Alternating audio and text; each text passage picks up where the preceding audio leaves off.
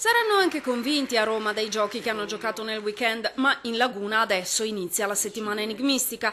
La spaccatura del PDL, in Forza Italia e Nuovo Centrodestra, se da un lato registra una definita partecipazione di esponenti veneti, dall'altro getta nel caos i piani locali che devono fare i conti con alleanze dal confronto molto più diretto. Andiamo per livelli. A Roma questa mattina è nato il gruppo Alfaniano in Senato. 3 i nomi veneti, 1 è veneziano e ha obiettivi chiari. Proseguire con il governo fino al 2015 minimo per poter garantire sia le riforme costituzionali sia la legge elettorale per far passare attraverso la legge di stabilità, far uscire il paese dalla crisi.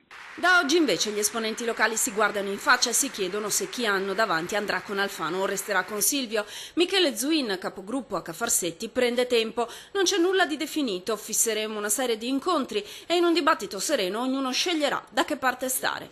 Grande partita, quella della regione dove la scissione nazionale non sarà senza conseguenze. No, ho già detto che non parlo di questo. L'assessore Renato Chiso non ne vuole parlare al microfono, ma nei prossimi giorni ci dovrà essere una riunione chiarificatoria. La riunione del gruppo uscente del PDL, credo, come sta succedendo in tutte le regioni, credo che anche lì si determinerà una scelta. Una scelta che rischia di essere dolorosa perché il governatore in persona ha lanciato un avvertimento chiaro: niente beghe di partito, o si cancella tutto e si va al voto. Se qualcuno pensa di mettere in discussione il programma e gli impegni con i veneti o di cominciare a venire lì col bilancino di parlare di maggioranze alternative e altre robe, sa benissimo che c'è solo una via per quanto mi riguarda: si va a votare.